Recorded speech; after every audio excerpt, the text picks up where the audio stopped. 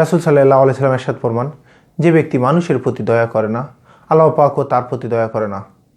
আমরা আজকাল প্রত্যেকটা মানুষ কেন যেন স্বার্থপরতার মতো চলে গেছি। আমরা প্রত্যেকটা মানুষ শুধু আত্মকেন্দ্রিক। কাউকে সাহায্য সহযোগিতা করা তো দূরে থাক, তার সাথে একটু সুন্দর করে কথাও বলি না, একটু হাসিও দিই না। তার সাথে যত প্রকার রুট ভাষায় কথা বলা দরকার আমরা করি। আমি তাকে সাহায্য সহযোগিতা করতে হবে কিছুদিন পর, এই জন্য এর থেকে আগে থেকে বুঝে আমি কি করি, তার সাথে এমন একটা আচরণ করতেছি যেন তার থেকে আমার দূরে সরে যায়, তার সাথে আমার দূরত্ব বজায় রাখি, তার থেকে আমি দূরে সরে যাই, সে যেন আমার কাছে কিনারে না আসে, সে যেন আমার কাছে সাহায্য সহযোগিতার জন্য না আসে। এভাবে চলতে থাকে। মনে রাখবেন, আপনি যে তাকে দয়া দেখাচ্ছেন না, আল্লাহ যদি আপনার উপর দয়াটা উঠিয়ে নিয়ে যায়। আপনার এখন ক্ষমতা আছে, আপনি সমস্ত কিছু করতেছেন, কিন্তু আল্লাহ যদি আপনাকে এই বিষয়টা আল্লাহ যদি আপনাকে এভাবে করে, বলেন তো কেমন হবে? এই জন্য যখন যে অবস্থায় প্রত্যেকটা মাকলুকাতের প্রতি তো দয়া করব, মানুষের প্রতি বেশি থেকে বেশি দয়া করব। আমরা আজকাল কুকুর ফাড়ি, বিড়াল ফাড়ি, এই পাখি ফালি, টিয়া পাখি ফাড়ি, কত হাজার হাজার টাকা নষ্ট করতেছি, কিন্তু একটা মানুষ যদি 10টা টাকার জন্য আসে, আমি তাকে দেই না। পশু পাখির জন্য আপনার মহব্বত থাকে, কিন্তু একটা মানুষের প্রতি মহব্বত থাকে না। অমুকের মেয়ের বিয়ে, অমুকের ওই জায়গায় দরকার, ওই জিনিসটা দরকার, ওইভাবে খেতে পারতেছে না, চলতে পারতেছে না, আপনার কাছে সাহায্যের জন্য আসছে, আপনি বলেন নাই। কিন্তু কিছুক্ষণ পর যদি আপনি একটা মন চাইতেছে, একটা টিয়া পাখি আসছে, একটা ময়না পাখি আসছে, আপনি ওইটা যত হাজার টাকা দামি হোক আপনি কিনে ফেলতেছেন।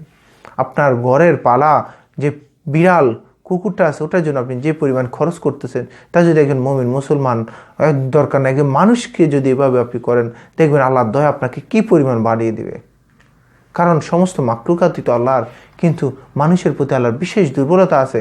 আল্লাহর সমস্ত মাকলুকাতকে বানাইছে মানুষের জন্য। মানুষ আল্লাহর শ্রেষ্ঠ মাকলুকাত, আশরাফুল মাকলুকাত হিসেবে আল্লাহ পাক আল্লাহর সৃষ্টির সেরা হিসেবে বানাইছে। ওই মাকলুকাতকে যদি আপনি একটু দয়া করেন, একটু সহানুভূতি করেন, দেখবেন আল্লাহ আপনার উপর দয়া করবে। এই জন্য যখন যে অবস্থা যেখানে থাকি না কেন, আমরা সর্ব অবস্থা কী করব, বেশি থেকে বেশি মানুষের প্রতি দয়া দেখাবো।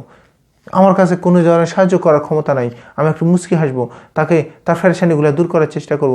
তাই যে অবস্থায় আছে আমি তার থেকে মাঝে মধ্যে না সর্ব অবস্থা তার খোঁজখবর নিয়ে, রাসূল সাল্লাল্লাহু আলাইহি সাল্লাম বলে যে একজন অপরজনের তোমরা খোঁজখবর নাও, বেশি থেকে বেশি তাদেরকে সালাম বিনিময় করো।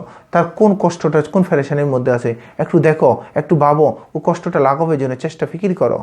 ওইটা না করে আমরা দয়া না দেখে আমরা কেন যেন তাদের প্রত্যেকটা মানুষের সাথে শত্রুতামি। আমরা শুধু আমি, আমার সন্তান, আমার স্ত্রী, এর বাইরে আমরা কোনো কিছু ভাবতেই পারি না। কিন্তু কালে আমরা কিভাবে মানুষদেরকে কিভাবে দয়া দেখাইলাম, কিভাবে সহানুভূতি দেখাইলাম।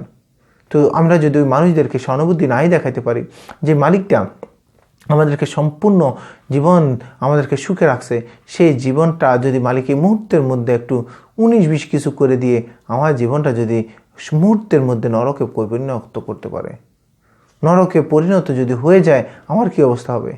যে মানুষদের থেকে যে বাঁচতে চাইতেছি, আমি তো কেন যেন আল্লাহর থেকে বাঁচতে চাইতেছি, আল্লাহর থেকে দূরে চলে যাচ্ছি।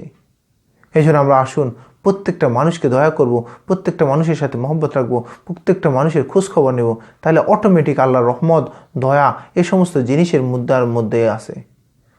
আপনি অন্যকে দয়া করবেন, আল্লাহ অটোমেটিক আপনাকে দয়া করা শুরু করবে। আমার কোনো একটা জিনিস রাখতেছে, আমি অন্যকে যদি এই জিনিসটা সহযোগিতা করি, অটোমেটিক আল্লাহ আমাকে ওই জিনিসটা দিয়ে দেবে। এই জন্য আসুন প্রত্যেকে আমরা এভাবে চলি, যতটুকু বলছি সবাইকে আমল করার তৌফিক দান করুক। আসসালামু আলাইকুম ওয়া রাহমাতুল্লাহি ওয়া বারাকাতুহু।